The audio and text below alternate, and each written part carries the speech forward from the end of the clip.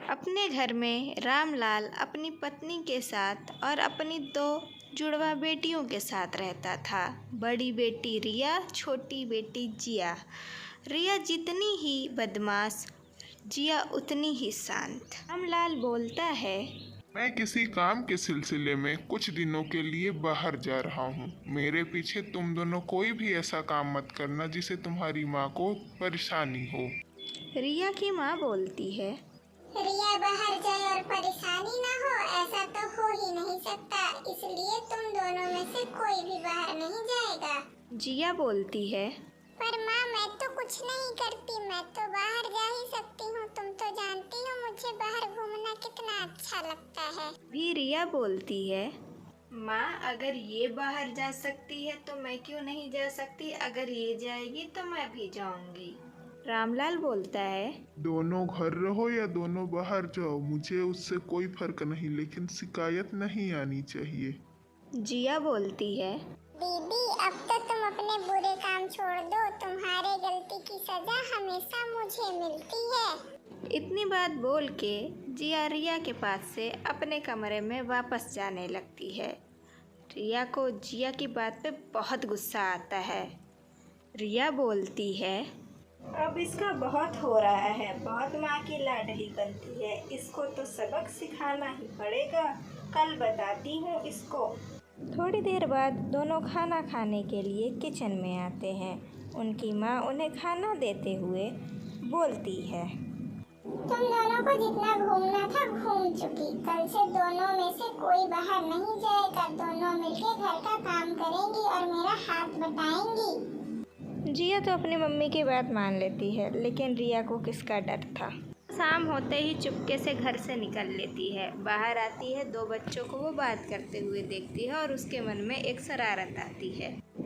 वो जिया को सबक सिखाने के लिए बच्चों के पास जाती है और उनसे बोलती है, अरे बच्चों, मैं जिया हूँ, तुम्हें पता है कल से तुम यहाँ खेलने मत आना, यहाँ एक पागल घूम रहा है, वो तुम्हें मार देगा, अब जल्दी से अपने घर चले जाओ तुम दोनों, मैं जा रही हूँ।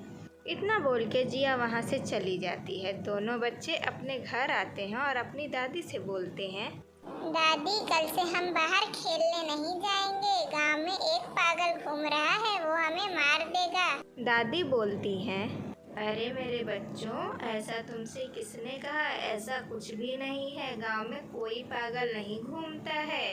नहीं दादी, जिया दीदी बता रही थी कि गांव में एक पागल घूम रहा है, वो हमें मार देगा, इसलिए अब हम बाहर नहीं जाएंगे, हम यहीं रहेंगे। दादी को बहुत गुस्सा आता है। दादी अपने मन में सोचती है, अब तो इसकी माँ से बात करनी ही पड़ेगी। बच्चों को बोलती हैं, बच्चों तुम दोनों घर पे ही रह के खेलना, मैं जरा बाहर जा रही हूँ, थोड़ी देर में वापस आ जाऊंगी, कोई शैतानी मत करना।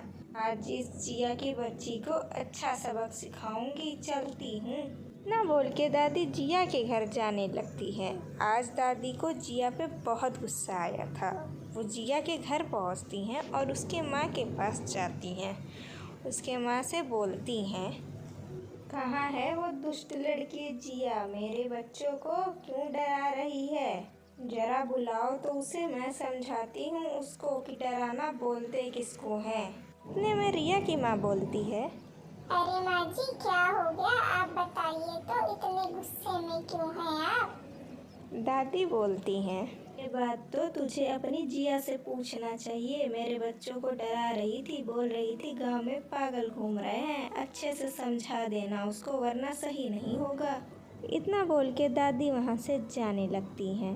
रिया की माँ को जिया पे बहुत गुस्सा आता है। वो दोनों को अपने सामने बुलाती हैं और दोनों को गुस्से से देखने लगती हैं।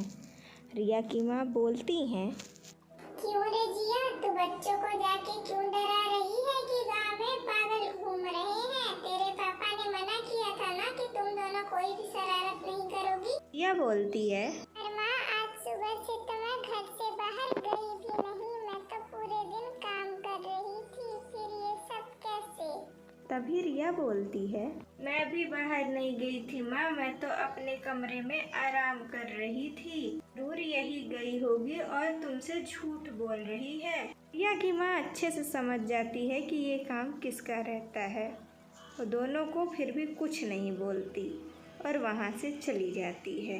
एक दिन रिया की माँ बोलती है, मेरी सहेली का बेटा कुछ दिनों के लिए हमारे घर आ रहा है, उसके साथ तुम लोग अच्छा व्यवहार करना और अच्छे से रहना। बोलती है, माँ तुम चिंता मत करो, मैं अभी जाती हूँ और रूम की साफ सफाई कर देती हूँ ताकि वो वहाँ रह सके। जिया रूम साफ कर देती है और बोलती है, आज से मैं साड़ी ही पहनूंगी। ये दीदी जैसे कपड़े पहनती हूँ तो कुछ भी वो करती है, नाम मेरे ऊपर आता है। हाँ, मैंने रूम की साफ सफाई कर दी है और मैं आज से ये साड़ी पहनूंगी ताकि जो भी दीदी करे उसका नाम मेरे ऊपर ना आए। हाँ जिया ठीक है, इसमें तू अच्छी भी लग रही है और अपनी बहन से अलग भी। रिया को इन बातों का कोई फर्क नहीं था। थोड़ी देर बाद ही वहाँ पे नितिन आ जाता है। रिया की माँ बोलती है, जिया बेटा नितिन को उसका कमरा दिखा दे, इतने दूर से आया है, थक गया होगा। अभी रिया बोलती है, माँ इनको कमरा मैं दिखा देती हूँ, तुम खाने की तैयारी करो, आप मेरे साथ आइए। रिया को नितिन बहुत पसंद आया था।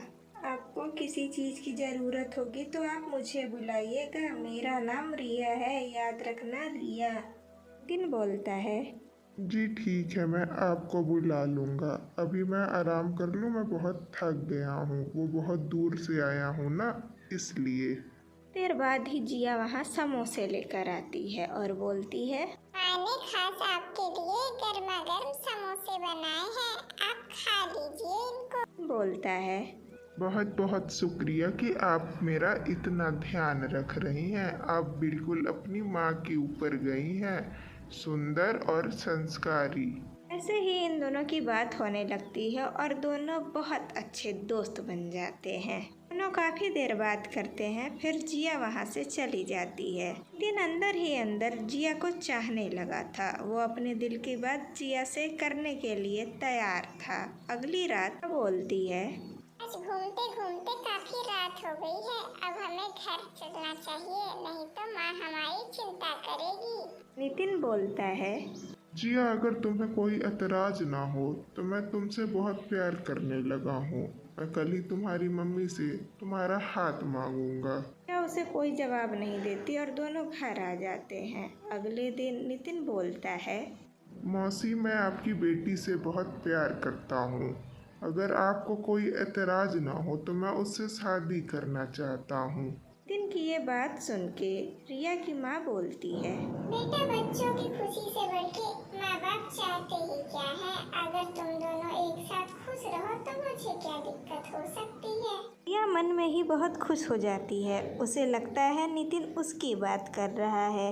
रिया भी नितिन को बहुत चाहती थी। नितिन बोलता है, अरे बड़ों को कोई एतराज नहीं है, लेकिन तब भी मैं तुम्हारा जवाब जानना चाहता हूँ जिया। रिया का नाम सुनते ही रिया के पैरों तले जमीन खिसक जाती है। वह गुस्से में बाहर चली जाती है। वो किसी भी हाल में नितिन को अपना बनाना चाहती थी, इसीलिए वो गलत रास्ते पे जाने के लिए भी तैयार थी।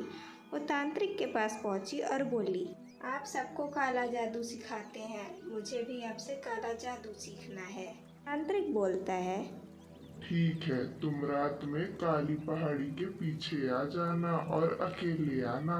तांत्रिक बोलता है, मैं तुम्हें ये जादू सिखा तो रहा हूँ, लेकिन तुम इसका कोई गलत प्रयोग मत करना। पर रिया को उसकी बात का कोई फर्क नहीं था। वो नितिन को पाने के लिए कुछ भी करने को तैयार थी। तांत्रिक उसे अपने पास बिठा के काला जादू की पूरी प्रक्रिया अच्छे से समझाता है और उसे काला जादू सिखा देता है। जब घर आती है तो देखती है सब शादी की तैयारियों में अपने अपने काम कर रहे हैं। अगले दिन दोनों की शादी बहुत धूमधाम से होती है। दोनों अपने कमरे में आराम करने जाते हैं। दोनों सो ही रहे होते हैं, तभी वहाँ पे रिया अपने हाथ में चाकू लेके नितिन के करीब जाती है। तभी जिया की आँख खुल जाती है।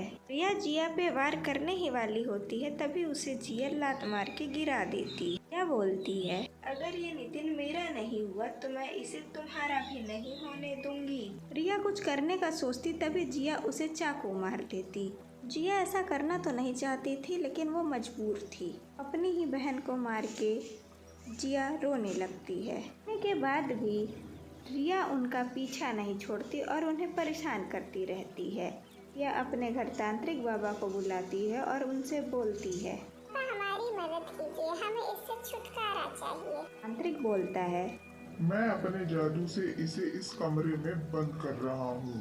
ध्यान रखना ये कमरा दोबारा खुलना नहीं चाहिए। इतना बोल के तांत्रिक अपना काम करके वहाँ से चला जाता है। जिया बोलती है, ध्यान रहे आज से कमरा खुलना नहीं चाहिए। नितिन बोलता है, तुम चिंता मत करो जिया, आज से ये कमरा कभी नहीं खुलेगा। इस कमरे के आसपास भी मैं किसी को नहीं आने दूंगा।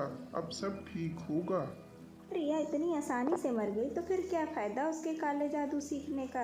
इसका पता आपको इसके दूसरे पार्ट में मिलेगा। तो चैनल को सब्सक्राइब और वीडियो को लाइक करना मत भूलना।